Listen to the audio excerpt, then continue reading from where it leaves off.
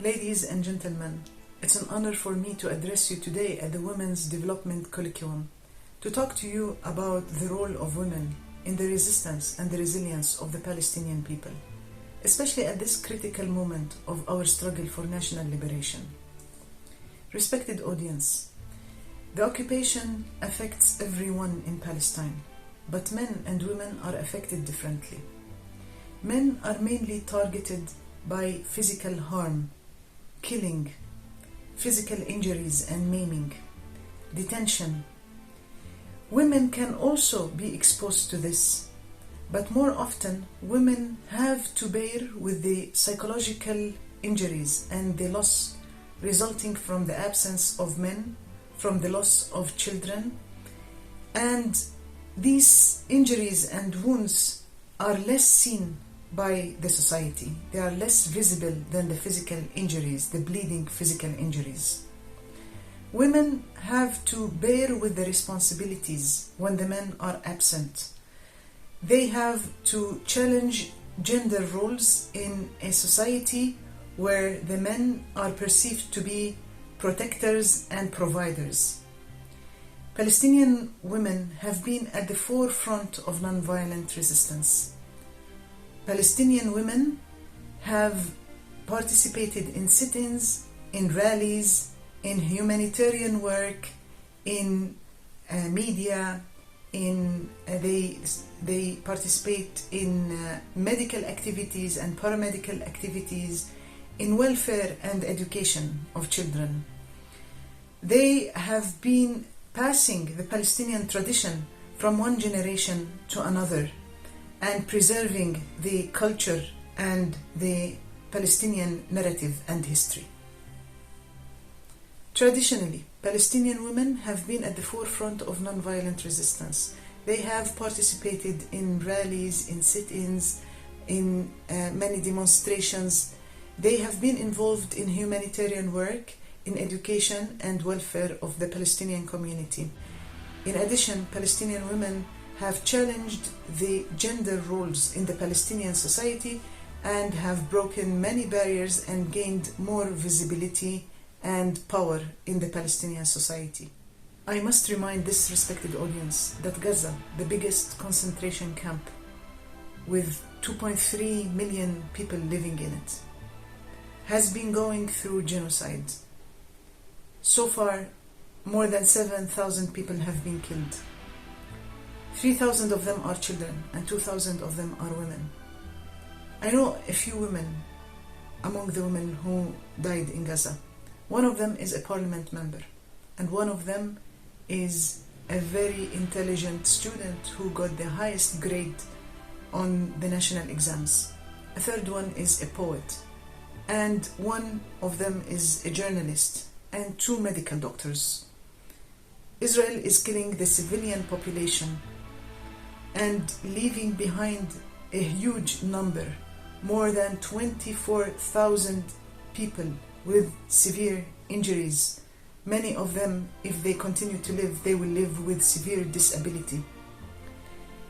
This genocide is taking place under the eyes of the international community, and no one is doing anything about it.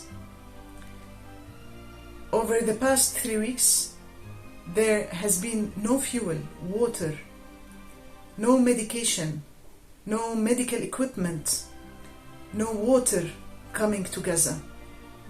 Water in Gaza is not good for drinking. 1 million people in Gaza moved from the north to the south. They live in UNRWA schools, in very difficult conditions. There is a big queue for people to go to the toilet room. Life is unbearable. They live with no or very little food. Over the past 19 days, Gaza has been deprived of water, food, fuel, medical equipment and medications. There are 50,000 pregnant women in Gaza. They don't receive any prenatal care currently. There are 5,000 women who are about to deliver their babies. They deliver their babies without any medical assistance because our hospitals are becoming dysfunctional. They are overwhelmed with a huge number of injuries and the continuous threat by the Israeli military machine. This genocide in Gaza has been made possible because of the wicked propaganda that Israel and its allies have been using against Palestinians. Palestinians have been described as animals and subhumans, and they have been accused of falsehood, of beheading 40 babies and raping women in the settlements. No evidence was found for such claims.